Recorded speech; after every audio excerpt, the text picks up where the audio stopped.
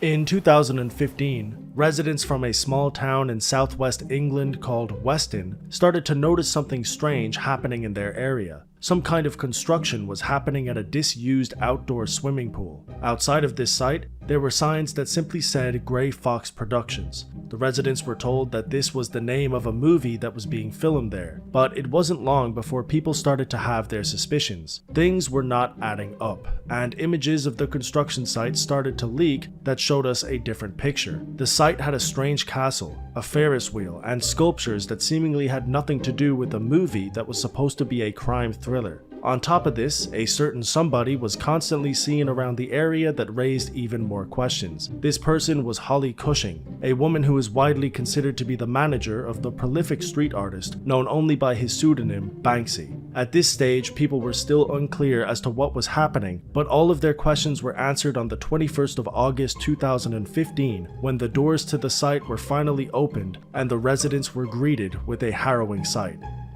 Dismaland, an art project that is one of the most ambitious exhibitions Banksy has ever made. Described as a bemusement park, Dismaland is an entire world of its own, filled with disturbing and unnerving art pieces from 58 different artists and 10 original works from Banksy himself. Over the course of 36 days, thousands upon thousands of spectators visited the park to see pieces that were filled with social commentary, political satire, and harsh truths. This is one of the most complete, complex, and nuanced pieces I have ever discussed, so today I'm going to be taking you on a tour of Dismaland so you can get an idea of how eerie, strange, and groundbreaking this theme park truly was.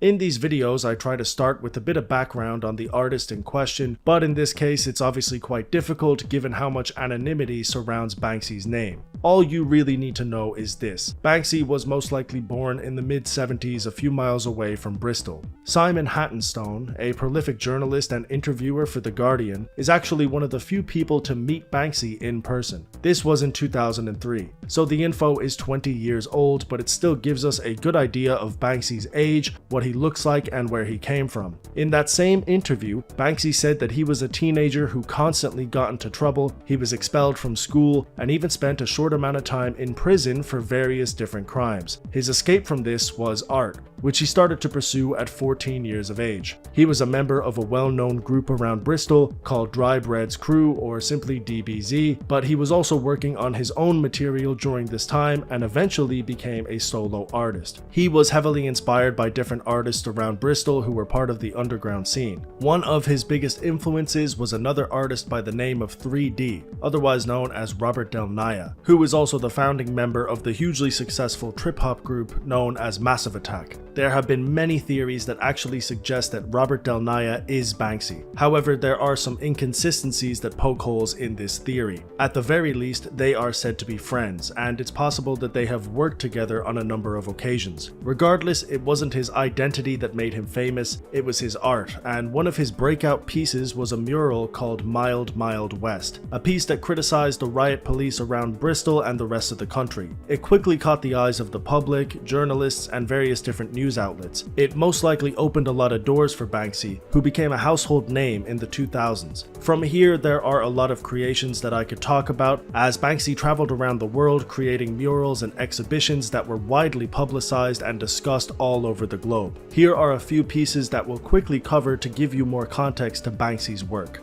In 2003, Banksy created the piece Love is in the Air, otherwise known as Flower Thrower. It has become one of his most well-known creations, and the most popularized version of this is a mural that was painted in Bethlehem, Palestine. It shows us a man with his face covered in an aggressive pose throwing a bouquet of flowers. It's actually quite similar to the Mild Mild West mural we discussed earlier, and this is because this kind of imagery is consistent in Banksy's work. He not only utilizes flowers, but many other things that could be perceived as colorful, innocent, or even childlike. Using this kind of imagery to cover subjects like war, poverty, and discrimination was incredibly effective, and when people saw a Banksy piece like this one, it was difficult not to stop and think for a second. Speaking of, arguably Banksy's most popular piece ever made is a good example of how he mixes innocence with darkness. Girl with Balloon was created in 2002, but it wasn't an official mural until 2004, when this version of the piece was found on the Waterloo Bridge in London. Soon after this, other murals popped up in Shoreditch, Israel, and various different parts of the world. There was also limited edition prints that were made, and in general, it was distributed on a much wider scale than his other work, which may have been the reason it became one of the most popular Banksy creations of all time. It could also be the simplicity of the piece. It simply shows us a girl with her hand extended, reaching out for a heart-shaped balloon that is being taken away by the wind. It's simple but effective, and it's not surprising that it became so well known.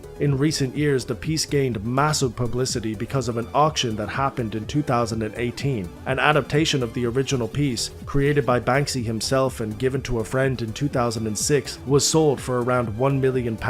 Within a few seconds of this happening, the painting essentially self-destructed. It was released from the bottom of the canvas and it shredded half of the painting. According to Banksy himself, he designed this painting to self-destruct the second it was sold, and it was actually supposed to shred the entire thing, but it simply stopped halfway. This actually created a new piece in its own right, which was titled Love is in the Bin, and this painting sold for £18.5 million, making it the most expensive piece that Banksy has ever made. It has been quoted as the first artwork in history to have been created during a live auction. We've talked about Banksy's first piece, his formative work, and his most popular piece, but it's time to start talking about the subject of the video, and what I think is the most ambitious exhibition he has ever made. It all starts with a series of paintings made by a man named Jeff Gillette. In 2010, Gillette created a very popular solo exhibition called Dismaland, which was a series of paintings that showed Disneyland in a post-apocalyptic setting. I highly recommend looking into these paintings yourself in your own time, as they are both brilliant and haunting. For obvious reasons, these paintings caught the eyes of many people, and one of these people was Banksy, who reached out to Gillette in 2015 to purchase one of his creations and to let him in on a well-kept secret. Banksy was working on something that was more than likely inspired by Gillette's work called Dismaland. But instead of a series of paintings, he would use his resources and his money to literally create a theme park in the middle of the UK that would bring this dystopian imagery to life. He asked Gillette to be a part of the exhibition, who quickly said yes. 57 more artists would create pieces for the exhibition to bring Dismaland to life, and on the 21st of August of that same year, the doors opened. What you are first greeted with when you enter Dismaland is a harrowing sight, a grey building with no life to it whatsoever. When you walk into this building, you will be greeted by a security screening room with employees that are not happy to see you. People are stopped, searched, and asked intrusive personal questions. Immediately, the energy is unwelcoming and tense. When you get through the screening process, you will be met with an overwhelming sight. An array of strange-looking sculptures and various different employees scattered around the park that look void of any emotion. These employees are all holding up black balloons that contain a depressing and self-deprecating message. I am an imbecile. Not a single person who is working at the park looks happy to be there, and this will be a reoccurring trend. Dismaland is vast and confusing, and like I said, there are dozens of art installations and exhibitions to look at, but here are some of the most interesting pieces. One of the first things you'll notice is an installation called the Big Rig Jig, a looming structure that towers over the park.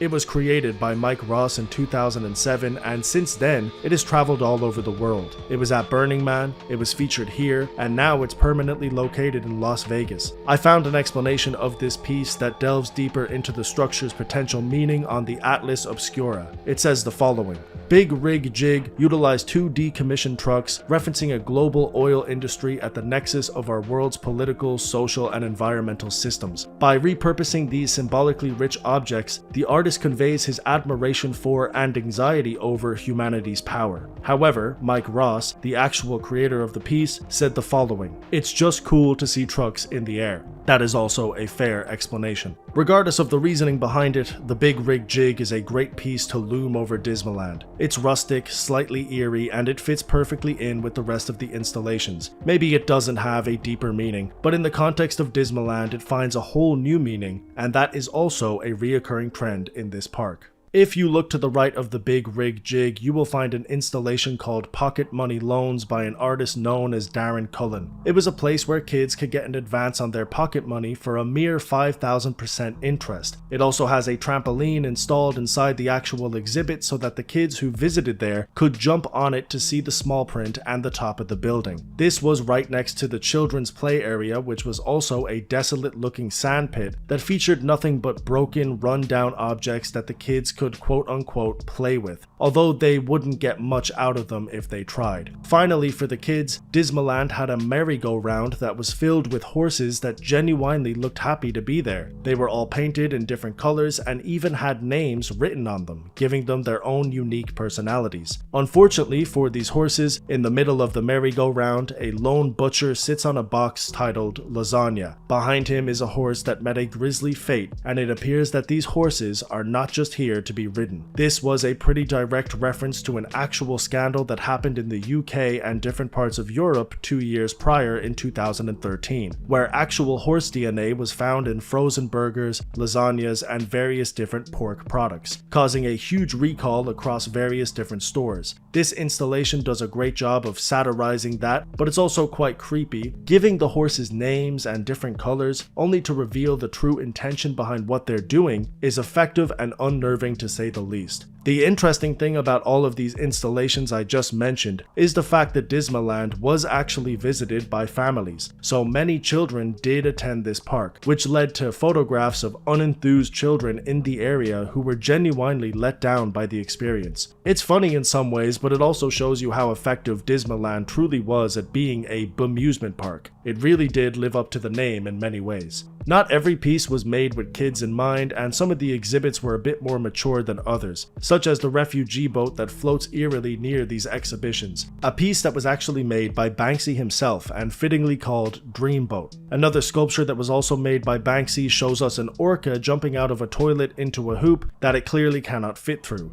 This is widely thought to be commentary of the abuse that orcas faced in SeaWorld, which was heavily exposed in the documentary Blackfish. These orcas were caught at an early age and taught tricks to entertain SeaWorld spectators, but the extreme stress that this caused ultimately led to aggression. An orca named Tilikum killed 3 people while it was held captive, and this piece seems to be a critique of the needless stress that these animals are put through for people's entertainment. This is also notable because it's the second exhibition that reflects on how major corporations treat animals.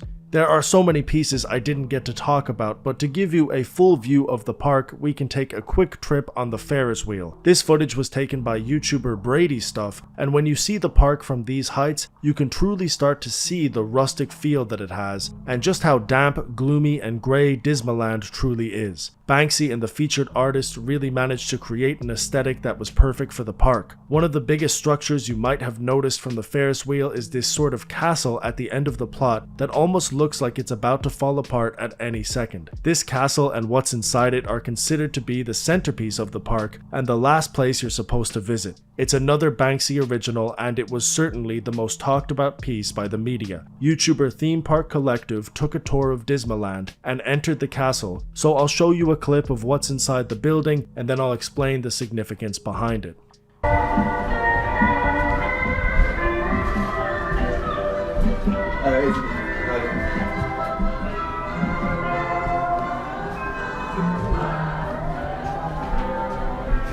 It's dark and it's dismal in there and there's strobe lighting. Stand there for a photo. You'll have to come back. Flash is gone. This way ends joy.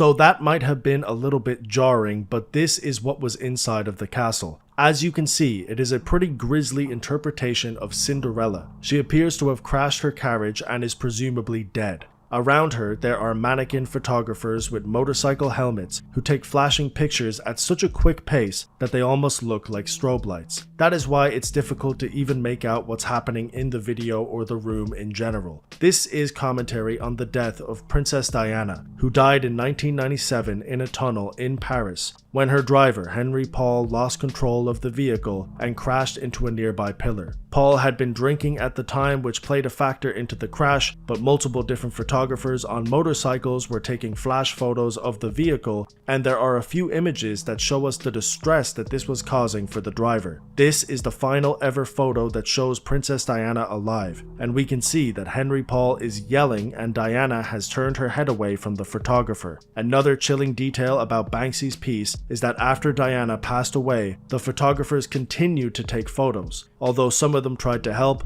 most of them didn't, and this means that there were quite a few photos of the actual crash itself. In some of these images, Diana's hair can be seen dangling from her car, which is very similar to what we see with Cinderella in her carriage. It is an unnerving detail that makes this already creepy exhibition even more haunting, and it's one of the darkest pieces in the entire park. This being the last thing you see before leaving Dismaland must have been a harrowing feeling, and I can imagine it leaving a lasting impression for years. That is close to a dozen pieces featured in the park, and to be honest, I wish I could go into more detail, but Dismaland was so dense that it was almost overwhelming to research. Like I said, there were almost 60 different artists that created art for the overall piece, and I do highly recommend looking into them yourself. I will leave some links below that will serve as a jumping off point for exploring the entirety of the park.